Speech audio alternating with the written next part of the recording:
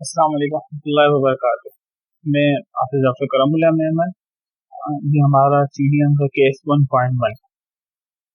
इसमें स्टार्टिंग में बताते हैं कि एक 60 साल बूढ़ा आदमी रिटायर होता है अपनी जॉब से, तो वो वोकेशनल ट्रेनिंग का प्रेसिडेंट होता है। जब वो वहाँ से रिटायर होता है तो कुछ दिनों में वो अपने फिजिशियन को कॉल करता है कि अब मुझे फिजियोथेरेपी वापस कंटिन्यू करानी है, जो मैं काफ़ी अर्से तक छोड़ी हुई थी। बात यहाँ तक मुकम्मल होती है तो दूसरी बात शुरू हो रही है कि वही बंदा तो फिजियोथेरेपिस्ट के पास आता है और उसको एक प्रिस्क्रिप्शन पेज दिखाता है जिसपे डॉक्टर ने लिखा होता है एवेल्यूएट एंड ट्रीट। आप खुद ही इसकी तशखीस करें, खुद ही इसको चेक करें और खुद ही इनका इलाज करें। यहाँ पे दूसरी बात मुकम्मल हो गई।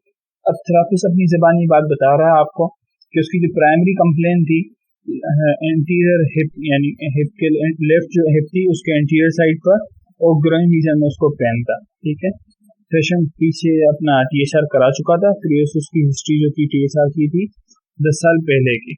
इसमें 3 THR करवाए थे उसने, लेटरल, पोस्टीरियर एंड एंटीरियर, तीनों THR करा चुका था 10 साल पहले। वो अब फिजियोथेरेपी क्यों कराना चाह रहा था उसके बारे में बताते हैं कि उसने जब पहले उसने THR करवाए थे तो उसको बहुत फायदा हुआ था फिजियोथेरेपी से, जिसकी वजह से अब वो दोबारा फिजियोथेरेपी करवाकर उसी चीज कंटिन्यू करना चाह रहा था कि उसको दोबारा फायदा हासिल हो जाए। यहाँ पे फिर बात मुकम्मल हो गई।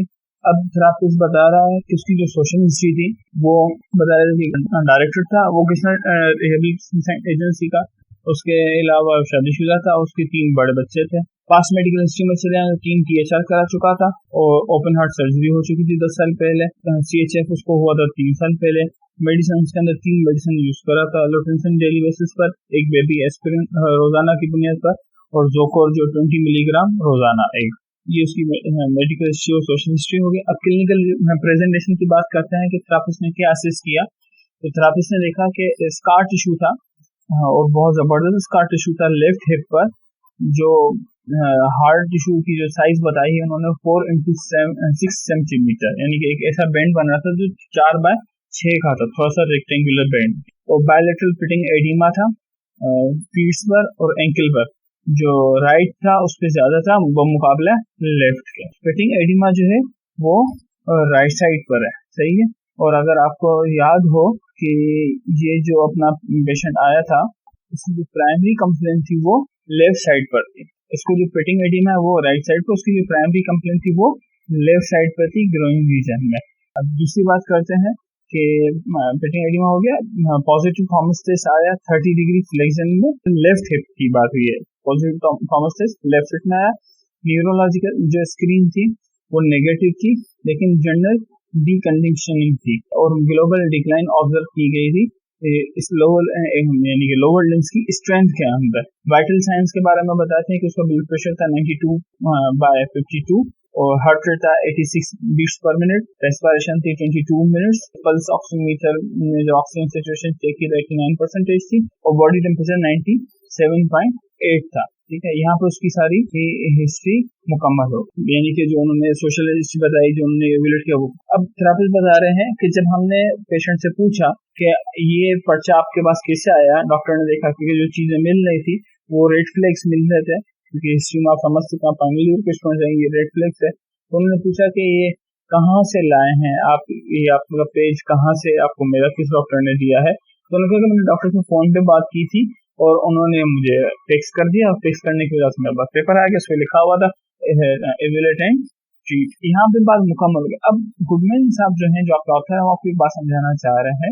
ये हमेशा अच्छा आइडिया होता है कि आप पेशेंट आपका पर्चा लेकर आ रहा है डॉक्टर का प्रिस्क्रिप्शन पे, आप उससे वो मांग लें कि डॉक्टर ने क्या लिख के दिया, कैसे लिख के दिया, वगैरह वगैरह। उसका फायदा क्या होता है कि आपके पास पता चल जाएगा कि डॉक्टर ने उसको क्या लिख के दिया है और उसको क्या कंप्लेन हो सकती है, वगैरह वगैरह। इसके अलावा ये फिर एक हीपा की तरफ, यानी क्योंकि हम जो बुक पढ़ते हैं वो फॉरेन की होती है, उसमें बता रहे हैं कि जो हेल्थ इंश्योरेंस प्रोफेबिलिटी अकाउंटेबिलिटी है उस एक्ट के थ्रू उसमें आपको फायदा मिलता है कि आप कहीं पर भी अगर आपको क्लेम करना हो कि हमने इसकी फिजियोथेरेपी क्यों की, जिसको किस चीज की जरूरत थी, चीजों की जरूरत क्यों पड़ गई, वगैरह वगैरह, बस क्लेम मौजूद होगा कि डॉक्टर ने लिख के दिया तो इस वजह से हमने कराया। एक बात तो ये हो गई। और दूसरी बात ये बता रहे हैं कि बायोएथिकली, क्योंकि हम आपको ये चीज पढ़ाते हैं कि बायोएथिकली आपको किन चीजों का ख्याल रखना है, तो इस चीज का आपको ख्याल रखना है कि आपको उसकी तमाम डेटा जो है वो अच्छे तरीके से नोट करनी है ताकि कोई बात आपकी मिस ना हो जाए। फिर आगे एक बात बता रहे हैं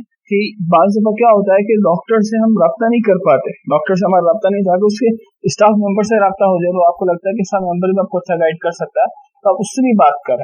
आप ये ना सोचिए कि मैं स्टाफ मेंबर से क्यों बात करूँ, मुझे बात करने का क्या फायदा होगा। आप तसल्ली से बात करें, आराम से बात करें, सुकून से बात करें, उनकी सारी बातों को सुने, समझें और फिर देखें वो आपको क्या बताते हैं। ये आपको थ्योरी के लिए हिसाब से समझा रहे हैं कि आपको किन किन चीज़ों का ख्याल रखना। दूसरा एक चीज़ बता रहे हैं कि आप जो थेरेपिस्ट है वो खुद भी डॉक्टर से रब्ता कर सकता है कि उनको बताए कि ये चीज़ें हो सकती हैं, ये चीज़ें इसमें मिल सकती हैं, हमें ये पिटिंग एडिमा मिला, ये रेड फ्लैग्स हैं वगैरह वगैरह। आप डॉक्टर से थेरेपिस्ट खुद भी असेसमेंट के हिसाब से, ट्रीटमेंट के हिसाब से डिस्कस कर सकता है, लेकिन इसमें चंद चीज़ों का ख्याल रखना है कि आपका बहुत प्रिस्क्राइब हो, बहुत मुख्तसर सा नोट हो, ज़्यादा तवील ना हो कि आपको परेशानी हो।